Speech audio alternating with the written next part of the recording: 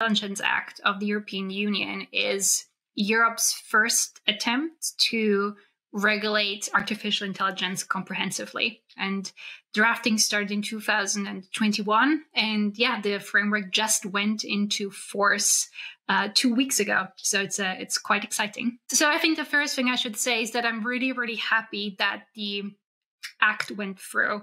It was quite unclear if it would actually happen. It was really, really a heated discussion until it actually was passed. So I'm really happy that it did. So what that though means is that, as with every type of regulation, it's not perfect. No regulation can ever be perfect because it's trying to do many things at the same time, trying to find a good middle ground between competing interests. And so I think for me, what was important is to say, yes, I think it's great that we have that framework, and I'm very happy, proud, and relieved that we have it. But it's not perfect, and we shouldn't rest on our laurels. That means I wanted to give a good overview of what the AI does and what it doesn't, and how we can improve it to make it the best possible framework it could ever be. And so that's what the purpose of that paper was about. There's a lot of stuff that I think is fantastic, that I'm very, very happy that is in there. But I think there is definitely room for improvement, and that could be done over the next couple of years. I think in terms of what I think needs improvement has predominantly to do with the enforcement structure of the AI Act. So if you think about the AI Act, it basically has two parts. It has this massive big framework, hundreds of pages, that just went into force. This is the general framework that developers and deployers will have to follow. And then there is the so-called harmonized standards. So the harmonized standards are basically guidelines that tell people on the ground how they should actually implement that framework. So it operationalizes the legally binding text. Those standards don't really exist yet. They're being written at the moment, but they're really important because they actually tell people what to do on a daily basis.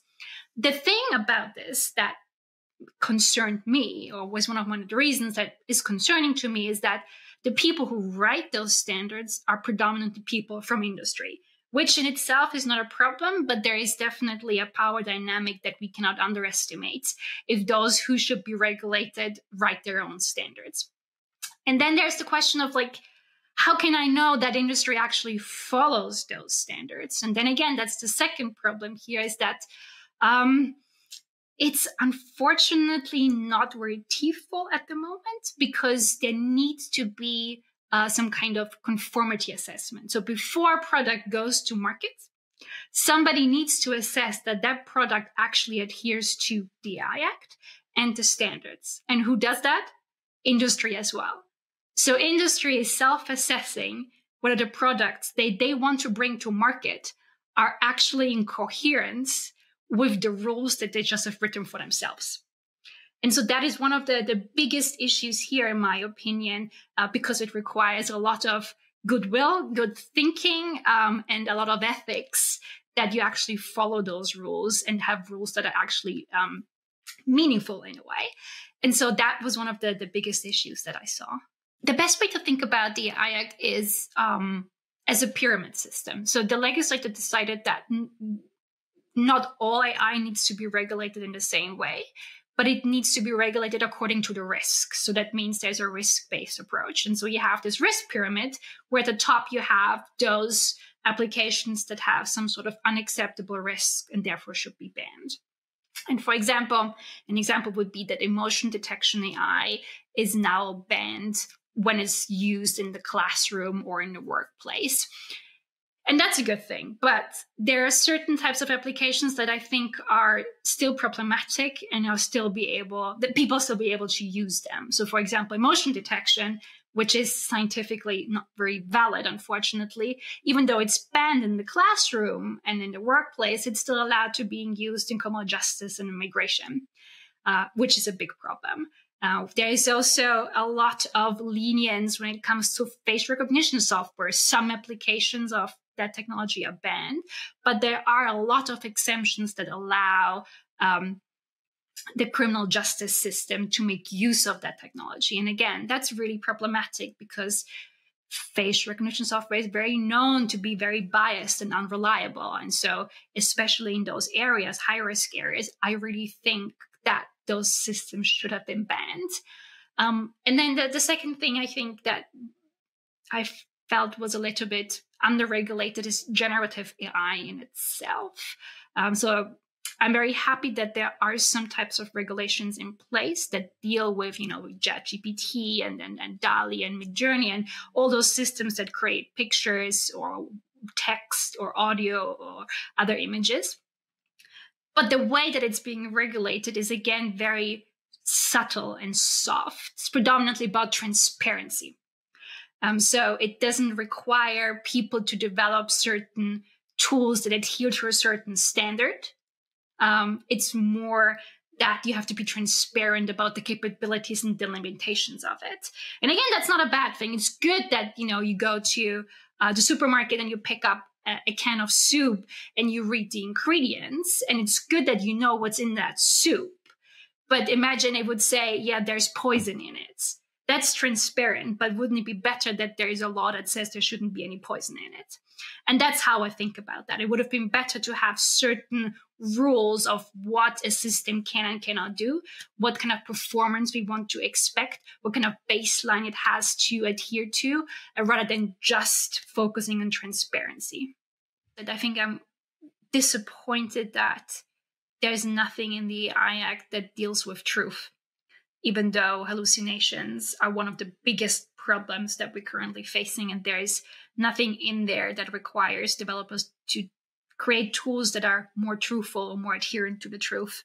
And I think that can be really problematic for a wide range of sectors where it's currently being implemented, because there is no liability if that thing lies. The idea of getting a quick answer to a question is dead. I don't think that exists anymore, which is kind of like odd because we're living in this society where everything has to be very fast and we're used to just having everything that we want just one click away. But when it comes to truth, I don't think that's no longer possible. And especially because we have those systems that are writing text that is human sounding and really convincing, or creating pictures that can fool even experts. And so that is definitely something that we need to worry about. And one of the issues with generative AI is that it hallucinates. And that's a term that refers to the fact that it sometimes spreads or spits out fabricated facts and untrue content about pretty much anything. But it does it often in a way that is really convincing, very human sounding, very self-confident, and makes people often believe that it's actually accurate. I think everybody will have seen the news in the last couple of weeks and months where, the AI overview problem that were spread everywhere on the internet, where like really problematic advice was given. So there was this kind of example where Google was in the media because the AI overviews said that somebody should put, glue on the pizza to keep the cheese from slipping off, which kind of is like funny, but also problematic. That type of hallucination shows that it just tells you something is untrue and harmful. But it's kind of not as problematic because I think most people will know that you shouldn't put glue on your pizza. The thing I worry much more about is the subtle types of hallucinations that are not immediately apparent, where it takes an expert or a specialist to detect that. In the papers that we have written, we have actually done quite a lot of testing to show how prevalent those hallucinations actually are. So we had, for example, interactions with ChatGPT and ask it legal questions about data protection law. And it gives back answers that at first glance sound very convincing and correct. But if you look closer, you can see that there are a lot of inaccuracies in there that a layperson would never catch, and maybe even a lawyer would not necessarily see unless they're a really good expert in that topic. So that's the thing I really worry about, that we use those systems in areas where truth and facts and detail matter, especially because AI is being implemented in so many areas where truth and facts and detail matter, like science, education, healthcare, criminal justice. those are all areas where we really have to worry about that. And I really worry that we are not able to spot those mistakes, trust it too much, and then have to pay the price afterwards. The environmental impact of AI cannot be overstated and is often something that is not really visible. It's like the hidden cost that nobody really sees. And I think it's really important to keep that in mind, that AI doesn't grow on trees. It's not a fair trade product in any type of sense of the word. So we know, for example, that the energy consumption of AI has increased by 300,000 times since 2012 to 2018, which is quite astonishing. We also know that the data centers where the data is stored and curated needs to live somewhere, and it lives in data centers. And those data centers need waters because the servers need to be cooled. And per day, that means 360,000 gallons of water are being used for that. There are estimates that say that the AI servers will need electricity at the same amount like the annual consumption of Argentina and Sweden. So that's really, really staggering. And even for you, just think about like how often you use one of those tools for business or for pleasure. I don't think many people know that if you generate a picture using generative AI, it costs the same amount of electricity that will take you to charge your cell phone. And roughly, 5 to 10 interactions with JetGPT cost a half a liter of water. That's a resource. That's a lot. That's a real existential risk there. And we really have to think about what that means. This doesn't mean that we shouldn't use it or that we should ban it, but we have to think about it more carefully, what it's worth using for. Is it worth the tree that you're cutting down? Is it worth the water that you're wasting? I think we have to be more careful around that.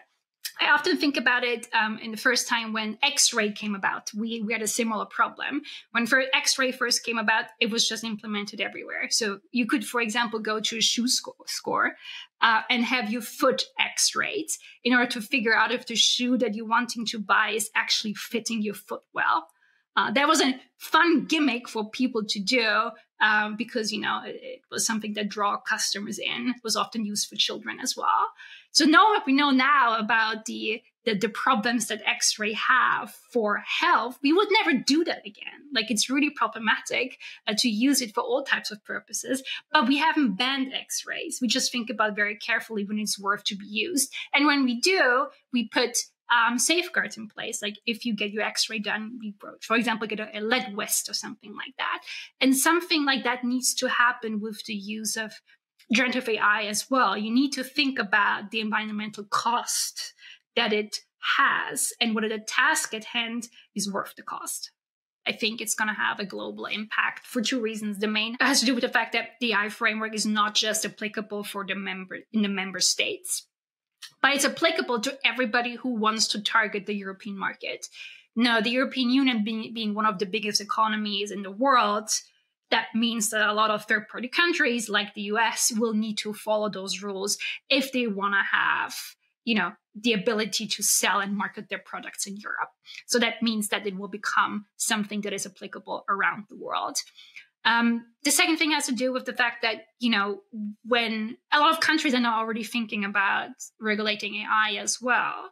And if you already have a framework in place that is, tested, that has some kind of life cycle experience that you can learn from, it's very likely that people will draw inspiration from that as well and maybe have similar regulation in their own countries. We had something similar happen with the data protection regulation with GDPR.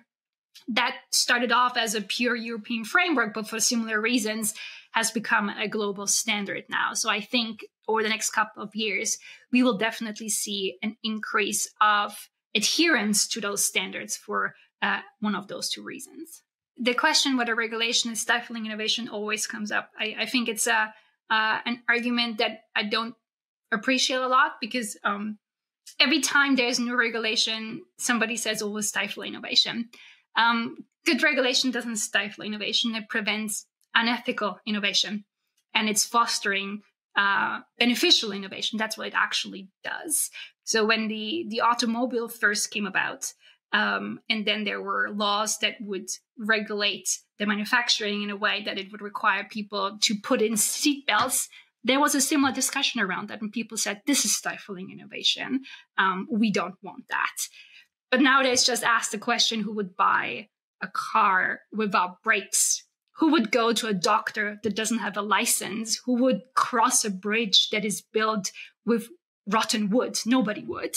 And that is all the case because we have laws that govern the education and the professional behavior of doctors. We have laws that govern, the safety standards of cars, and we have laws that govern the stability and the robustness of infrastructure. And the same has to happen with AI. The Artificial Intelligence Act is not holding back something that is good. It puts safeguards in place to make sure that AI is not sexist and racist and in other ways discriminatory. It makes sure that it is explainable. It makes sure that the deployment is transparent. Everybody wins with that. The only ones who win when there is no regulation is a few very wealthy individuals. Everybody else, millions and billions of people, will lose if there is no regulation in place, and they have to pay the price for all those reasons. So in reality, regulation is really good for everybody because it's establishing AI as a sustainable and ethical and human rights abiding tool. I'm Professor of Technology and Regulation at the University of Oxford at the Oxford Internet Institute. And I have a research group there that is called GET, the Governance of Emerging Technologies. On those web pages, you can find out more about my work and the work of my team and all the areas that we're currently working on. And when it comes to publications, all my work is publicly available, freely accessible. You find it on Google Scholar and SRSRN. And whenever there is news updates about work that I've been doing, you can also find that on social media channels like LinkedIn and Twitter. So if anybody is curious to learn more about the work that we've been doing the last couple of years, those will be some of the resources where you can find them.